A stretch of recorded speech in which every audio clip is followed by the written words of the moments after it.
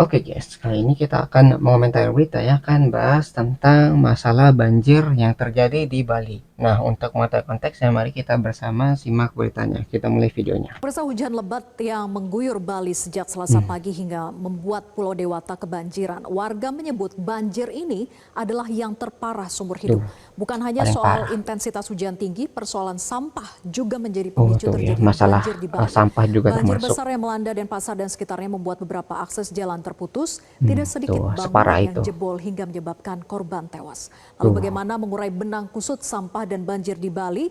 Inilah At Large Metro Siang selengkapnya. Ya, jadi parahnya itu sampai tadi korban jiwa ada, bangunan rusak, sampai mungkin menimbulkan longsor di berbagai tempat ya. Jadi separah itu bencana ini yang terjadi di Bali. Data pertama, bahwa Tuh dilaporkan korbannya. oleh BNPB untuk korban meninggal dunia berjumlah 13 orang dan ini adalah data per tadi malam Bersa, yaitu berjumlah 9 orang. Jadi data terakhir yang kita dapatkan adalah 13 orang meninggal dunia, sementara 2 orang dilaporkan masih hilang. Kepala Namanya masih BNPB Letjen TNI pencarian. Suharyanto menjelaskan bahwa perkembangan penanganan banjir yang terjadi di Provinsi Bali, ia menyebut sejauh ini belum ada laporan warga negara asing yang menjadi korban banjir di Bali. Lalu di mana saja wilayah terdampak banjir dan longsor yang ada di Bali? Kita lihat pemirsa. Untuk wilayah terdampak banjir dan longsor, banjir bandang dan longsor di Provinsi Bali Dan ini pasar melanda paling 6 parah. kabupaten dan kota. Yaitu di kota Denpasar, ini banjir menggenangi 81 lokasi di Kecamatan Denpasar Timur, Denpasar Utara, Selatan, dan juga Barat. Nah, kemudian banjir yang merendam Gianyar ini ada di 14 titik, kemudian di Karangasem ada 4 titik, serta kita ke grafis berikutnya. Ini juga melanda di Kabupaten Jembrana, Tabanan, Badung, dan juga Klungkung. Nah, ketinggian banjir ini bervariasi, pemirsa, terparah mencapai 2 hingga 3 meter di beberapa titik. Sampai Sedangkan 3 meter. longsor ini terdapat di 18 titik, tersebar di Karangasem ada 12 titik, kemudian di Gianyar ini ada 5 titik, dan 1 titik terdapat di Badung. Nah, untuk bangunan jebol, ke grafis berikutnya.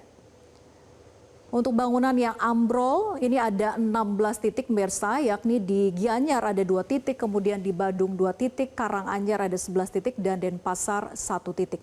Tim SAR gabungan juga masih berjibaku untuk mengatasi banjir dan longsor di sana, sedangkan ratusan Ada warga longsor yang juga ya. sebelumnya mengungsi sudah mulai kembali ke rumah masing-masing karena kondisi banjir yang sudah berangsur surut dan hujan juga sudah berhenti.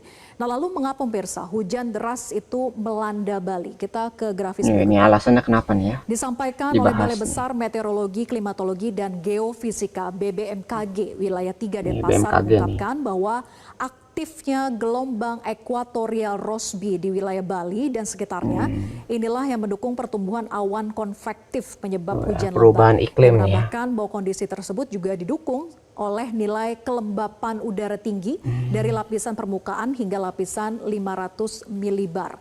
Nah, gelombang ekuatorial Rossby atau Rossby ekuator adalah gelombang atmosfer yang bergerak ke arah barat di sekitar ekuator. Nah, apabila gelombang itu aktif, maka dapat menyebabkan terjadinya peningkatan pertumbuhan awan hujan di wilayah yang dilewati.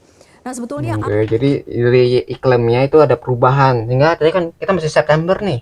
Ya masih di harusnya kalau secara normal itu masih awal-awal musim hujan. Tapi tiba-tiba ada hujan sebesar ini gitu. Jadi emang ada perubahan dari alamnya. Ya dari iklimnya sehingga ada pengumpulan tadi awan tadi sehingga di satu tempat itu terjadi hujan yang sangat besar dalam waktu yang singkat. Itulah yang menyebabkan banjir itu bisa terjadi di Bali. Jadi parahnya itu gara-gara ada perubahan iklim juga ya faktornya. banjir ini, kita lihat ke data grafis berikutnya pemirsa. Kepala BPBD Bali, Gede Ini Agung faktor-faktor Teja lainnya nih ya. Busana Yatnya mengatakan bahwa ada beberapa faktor penyebab Bali itu dikepung banjir.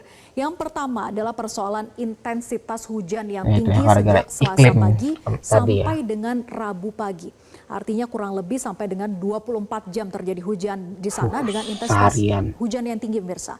Nah, kemudian saluran air dan juga sungai itu meluap karena tidak mampu menampung volume air hujan dengan intensitas tinggi. Kemudian persoalan tingginya volume Tuh ya, sampah ini juga sampah menjadi juga ada. momok masalah di Bali.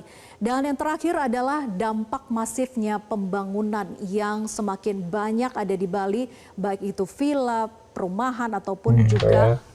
beach club, cafe dan sebagainya. Nah, Pembangunan lalu juga apa? masalah. Jadi kita bisa lihat tuh ya.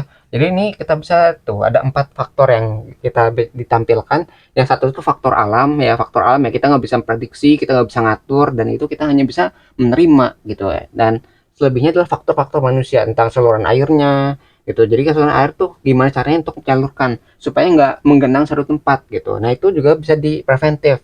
Jadi cari misalnya cara buat misalnya got atau air itu supaya tidak menggenang satu tempat gitu. Mengalirkannya bagaimana? Itu adalah tugas kita sebagai manusia untuk mengalirkan hujan tadi, yang harusnya hujan itu sebagai manfaat ya. Oh, gimana caranya untuk supaya tidak menjadi bencana seperti ini? Itu saluran air. Lalu sampah, sampah jelas kita bisa mencegahnya. Misalnya jangan membuang sampah sembarangan, gitu, atau mencari tempat supaya sampah ini tidak menyumbat saluran-saluran air. Gitu. Jadi dari sampah kita bisa mencegahnya juga. Dan yang ketiga itu masalah tentang bangunan. Nah, bangunan itu jelas kita bisa membuat perencanaan. Misalnya, oh ini, misalnya bangunannya harus memenuhi syarat pembangunan. Misalnya harus menyediakan saluran-saluran air atau tidak menutup lahan yang begitu banyak sehingga air itu tidak bisa mengalir dengan baik. Jadi harus ada perencanaan yang baik juga dari pemerintah supaya ini ya tidak menyebabkan tadi mengenang satu tempat dan akhirnya menyebabkan banjir yang besar. Jadi ada satu faktor dari alam ya, gara-gara tadi perubahan iklim ya, ada cuaca yang menyebabkan hujan itu sangat besar terjadi walaupun belum di puncak hujan, tapi ada faktor-faktor lain dari manusia juga yang menyebabkan hujan itu menjadi lebih parah gitu. Ya, jadi ada banyak faktor yang nggak cuma dari alamnya tapi dari manusianya. Terkait dengan sampah dan penanganan banjir di Bali. Kita lihat ke grafis berikut pemirsa. Menurut Gubernur Iwayan Koster, curah hujan dan intensitas hujan yang tidak berhenti sejak Selasa pagi itulah yang menjadi pemicu banjir. Ia juga menyinggung upaya untuk Ya membersihkan seharian sampah ya. dalam penanganan banjir. Baik itu sampah dari masyarakat, para pedagang dan juga sebagainya. Nah, ia meminta untuk segera dibersihkan dan juga diangkut, dan yang menjadi prioritas saat ini adalah pencarian korban Ya itu dan ya, yang melakukan masih hilang. pembersihan sampah agar aktivitas masyarakat tidak terganggu. Nah, pemirsa, persoalan sampah ini memang menjadi masalah serius yang harus ditangani di Bali. Berikut kita lihat datanya, pemirsa. Bahwa tingginya volume sampah, kondisi persampahan di Provinsi Bali ini makin mengkhawatirkan berdasarkan data Sistem Informasi Pengelolaan Sampah Nasional atau SIPSN. Timbulan sampah di Bali itu pada 2024 itu mencapai 1,2 juta ton. Harus diolah Nah, gimana dari angka caranya itu tersebut, ya. Mirsa, kota Denpasar ini menjadi penyumbang terbesar, yakni sekitar 360.000 ton. Sementara Sampai sampah organik 100.000 dari ton. sisa makanan dan juga ranting kayu ini mendominasi, mencapai 68,32%. Nah, penyebab meningkatnya timbulan sampah tersebut diantaranya adalah karena kurangnya kesadaran terhadap pengelolaan sampah di sebagian besar masyarakat, termasuk kenaikan wisatawan ke Bali. Nah, Nah, itu pemerintah faktor kabupaten dan lainnya. kota sebenarnya memiliki aturan terkait dengan sampah ini, namun penegakan aturannya Nah, itu itu masih penegakannya. belum berjalan dengan maksimal. Nah, di sisi lain, Jadi udah aturan udah ada nih, cuma gara-gara kurang ditegakkan, kurang tegas gitu, sehingga orang-orang tuh jadi meremehkan ya untuk membuang sampah, ya untuk menaati peraturan.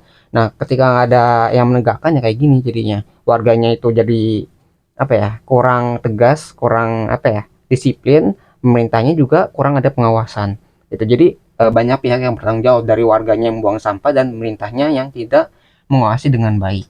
Itu faktor manusia ya. struktur pengelolaan sampah, gaya hidup konsumtif, dan juga tingginya penggunaan kemasan plastik sekali pakai ini turut menjadi penyumbang meningkatnya volume sampah. Nah, itu.